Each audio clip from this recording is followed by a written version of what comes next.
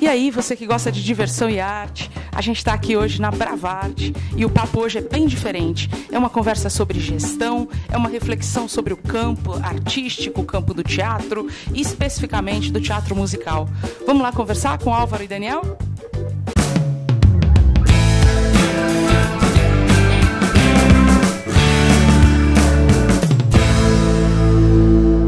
Antes de tudo, eu queria agradecer muitíssimo Álvaro, Dani, Daniel, por essa conversa, por nos receber aqui para a gente bater esse papo. E eu queria começar perguntando para vocês, pedindo para que vocês tracem aí uma trajetória para a gente falar um pouco de onde vem toda essa experiência que vai dar origem aí a um projeto que a gente fala daqui a pouco sobre ele, tão inovador, que é um projeto que vocês trazem aí para o campo da arte. Peguei. A minha trajetória, eu vou tentar resumir, para não ser muito longo. Mas eu tinha uma questão com arte desde muito menino, sempre gostei, mas não aprofundei, nunca estudei arte quando era moleque. E aí eu fui para publicidade. Acho que comunicação tinha alguma afinidade e acabei indo para comunicação. Fiz comunicação, me formei em comunicação, pós-graduação também nessa área e fui trabalhando na área de publicidade durante bons anos, assim, acho que chegaram a mais ou menos até hoje, 14 anos, porque eu nunca deixei, né? Acho que eu falo que a gente não deixa, a gente muda de área, mas não troca de profissão, a gente acumula. E no meio dessa história, quando a minha carreira de publicitário aconteceu muito rápido, foi muito boa, eu tive boas oportunidades. E tudo aconteceu muito rápido. Então, eu fui para a indústria primeiro, trabalhar em marketing. Depois, passei por algumas áreas de marketing na indústria. Então, área de comunicação, marketing, brand de produto, digital, que na época estava se começando, digital também. Hoje em dia, eu digo que não tem mais nada do que era naquela época. E aí, enfim, fiquei nesse ambiente um tempo.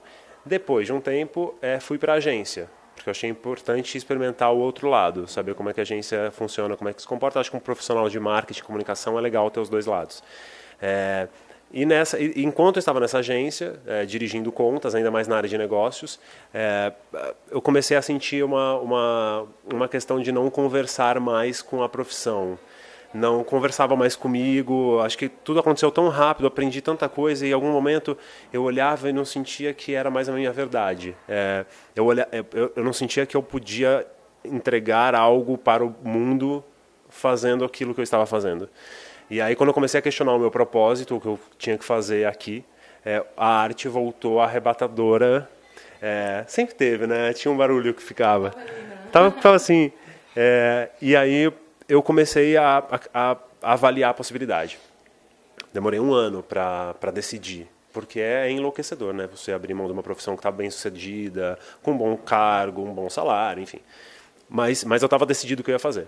Então eu me dei a chance de ir para a carreira artística como ator, não imaginava produzir a princípio, e fui de cabeça. Então abri mão do trabalho, pedi demissão, fui estudar teatro musical, que foi nesse meu período de 1 ano de entender a arte, foi a estética que me arrebatou ainda mais. E eu entendo que faz sentido porque música, junto com teatro, dança, é arrebatador, de fato. E aí fui estudar, me dedicar. E nesse período, fiquei um tempo só estudando, e depois eu comecei a fazer teste, né? E aí fui entendendo o mercado, acho que ao mesmo tempo entendendo o mercado como ator e inevitavelmente como publicitário, porque a visão estava aqui, né? Então eu olhava e falava, pô, acho que isso funciona, mas isso não funciona, e se isso fosse de outro jeito? Enfim, isso, né? As coisas acabavam vindo naturalmente. E eu conheci o Dani durante esse processo, e o Dani sempre me cutucava de por que não produzir? Por que você não produz? Porque o meu caminho de testes foi muito mais árduo do que eu previ. Eu achava que eu ia fazer o que eu fiz na publicidade, que é estudar, me dedicar e tudo ia acontecer. E não estava acontecendo desse jeito. E aí, em algum momento, ele falou, por que não produzir? Por que não ir por esse caminho? Por que não associar as profissões? E eu era muito reticente no começo. Mas depois de um tempo eu comecei a ceder. Por que não? E aí entramos nesta nova fase que é a Abravart, o circuito que é a consequência de tudo isso.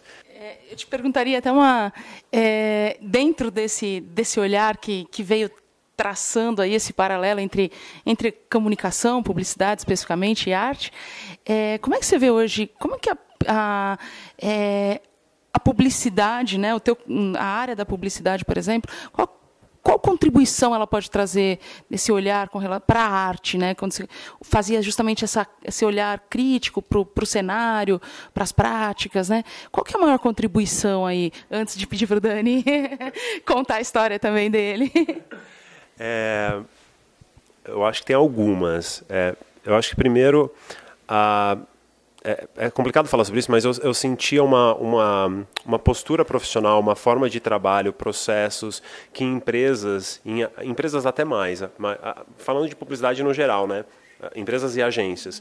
Eu acho que o formato que uma empresa funciona em termos de processo, de fluxo de trabalho mesmo, processos, para resumir, eu acho que podia emprestar muito tanto para empreendedores de arte, para entenderem como trabalhar no dia a dia, como tornar as coisas mais efetivas de trabalho mesmo. E enquanto comunicação, eu acho que a publicidade tem tudo ainda a emprestar para a arte, porque eu acho que a gente na arte está engatinhando enquanto comunicação no Brasil, por uma série de questões de como a arte funciona aqui, principalmente pelo subsídio do governo. Então, acho que é um mercado que, como não é um negócio ainda, de fato, como o investimento não é de verba própria, como você não tem pressão de investidor para responder por resultado, eu acho que essa pressão, que por um lado é ruim, por outro lado te faz pensar em oportunidades, possibilidades e novas formas de se fazer as coisas. Então, acho que a publicidade e o marketing tem muito a emprestar nesse sentido ainda. Aliás, acho que quase tudo ainda. A gente está engatinhando mesmo, eu acho. Fantástico. E você, Dani? Bom, minha trajetória foi sempre no teatro, né? Eu comecei com 11 anos lá em Brasília, sou de Brasília. Comecei no teatro infantil. E lá na companhia a gente tinha uma prática de sempre usar dança, usar música nas peças, né? Então eu sempre estudei dança e canto junto com o teatro, então acabou meio que convergindo no final das contas. E eu vim para São Paulo trabalhar com teatro musical, passei num musical no AIDA em 2008, e aí decidi ficar por aqui, fiz faculdade de teatro aqui, e tenho uma trajetória nos musicais, né? Fiz alguns musicais aqui em São Paulo, mas sempre com um questionamento assim, de como a gente podia ampliar o mercado, né? Não deixar só as grandes produções acontecendo, mas também poder abrir para menores e mais baratas também, para as pessoas poderem assistir, poderem ter mais acesso, né? E como o Álvaro tinha esse conhecimento de produção e visão de negócio, que eu não tenho, né, que sou ator e estritamente artista, eu instiguei muito para produzir, para poder ampliar o mercado e deixar ele mais fértil, vamos dizer assim, né, para as pessoas todas assistirem e poderem usufruir do teatro. Acho que dentro desse exemplo de justamente, né, de semear outras coisas, a gente tem aí o caso do Urinal, né, que prova isso, que no Prêmio Reverência levou quase todos os prêmios, dividiu ali com Kiss Me Kate, e com um orçamento baixíssimo em relação às outras mega produções, né? Então, como é possível quando se tem isso como objetivo, né? Como desejo e se planeja efetivamente para realizar, né? Eu queria perguntar, então, dentro desse caminho, né? O que é a Abravart e o que é o Circuito Off? Porque eu acho que são duas propostas, a Abravart, né, como negócio, como empresa, o Circuito Off aí como uma ação, né, dentro do... E que tem aí um DNA, aí uma coisa super inovadora, né? E eu queria que vocês contassem um pouco para a gente poder também mostrar um pouco para o pessoal aqui do canal o que é que vocês andam produzindo e que sementes são essas que vocês estão colocando aí nesse campo, né, no campo do teatro e do teatro musical. Bom, O circuito off nasceu primeiro que a Bravarte. É. Porque quando essa ideia de produzir, e eu comecei a questionar que tipo de coisas eu gostaria então de produzir, né? E nesse começo, quando eu imaginava trazer um espetáculo, então, porque a grande verdade eu me convenci a produzir como uma forma de viabilizar a minha carreira artística. Mas logo se tornou algo muito maior do que isso. Porque estar no palco é um sonho, é algo que eu amo fazer, de fato. Mas eu acho que eu posso contribuir muito para outras milhares de coisas acontecerem também, e para ajudar outras tantas pessoas e tudo mais. Então a coisa começou a crescer. Mas quando eu comecei a pensar, então a primeira ideia era, vou trazer um espetáculo e produzo. Legal, e posso fazer. Não me preenchia. Eu acho que eu preciso de algo maior do que isso. E para mim isso foi muito fruto da visão publicitária. Que vamos criar algo de valor, vamos criar uma plataforma, vamos ter um propósito, vamos ter um porquê, né? Porque senão fica um pouco vazio. E aí, automaticamente, me veio uma ideia de vamos criar um selo, vamos criar uma plataforma. Ah, legal, isso já me diz mais como verdade.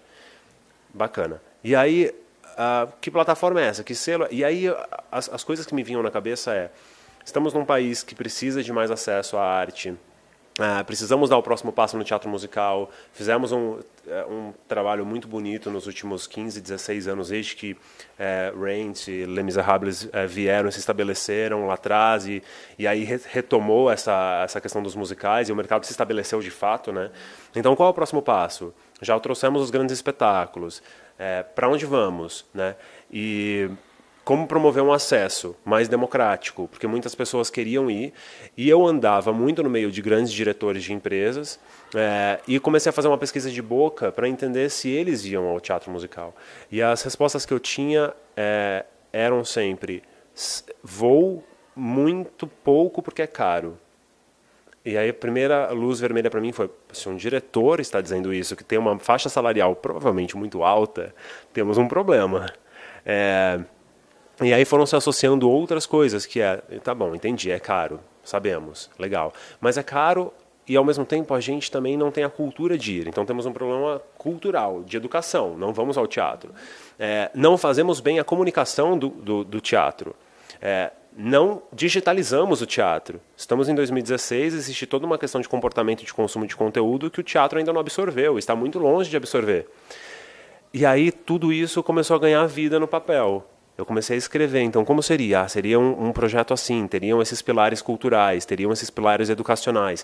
Quero ajudar esses artistas todos que dizem que têm projetos, que eu já vi projetos muito bons, mas que não sabiam tirar do papel, quero ajudá-los.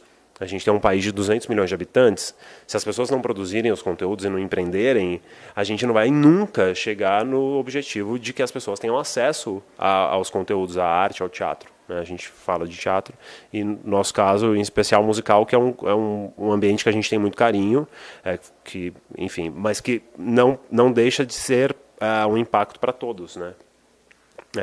E aí o circuito off, eu tinha acabado de voltar de uma viagem para Nova York e conheci lá o circuito off-Broadway, que eu não tinha conhecido até então.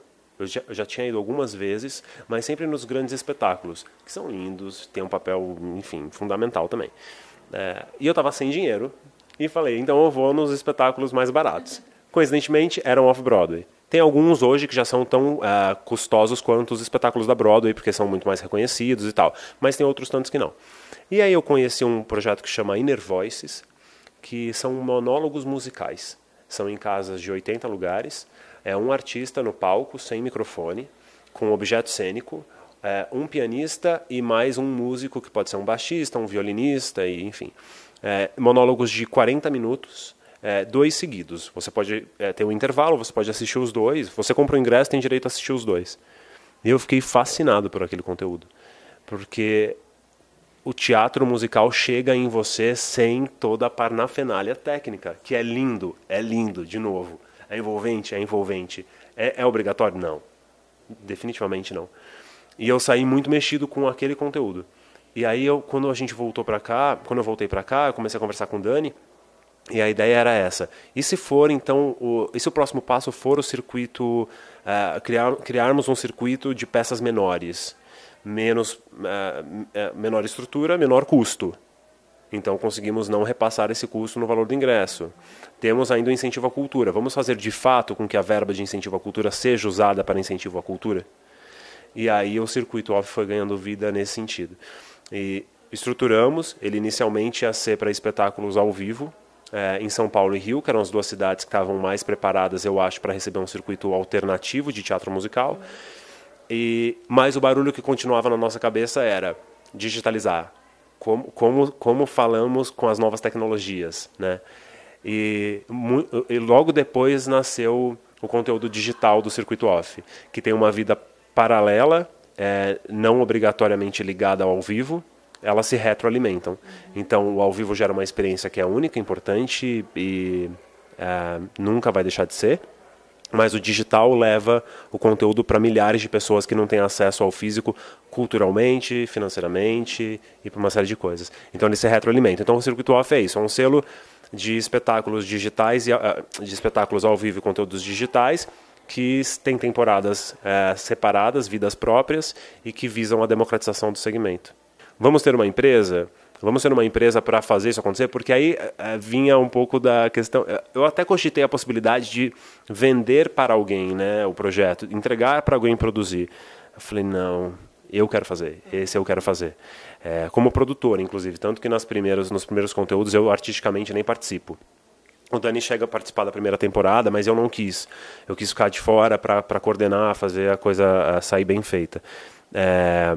E aí a Bravarte acabou nascendo como uma produtora que tem um propósito de trazer arte como fonte de inspiração.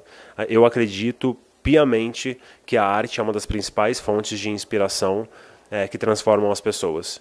Então a Bravarte nasceu com o propósito de trazer conteúdos acessíveis que inspiram as pessoas para que elas se transformem e ajudem a transformar o mundo e suas realidades e por aí vai. É poético, mas é por aí. Agradeço muitíssimo essa conversa e gostei demais aqui de trocar essa ideia com vocês e espero que vocês tenham gostado.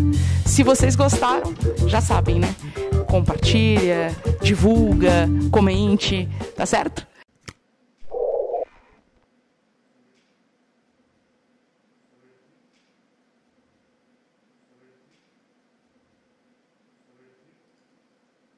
A separação foi muito dolorida.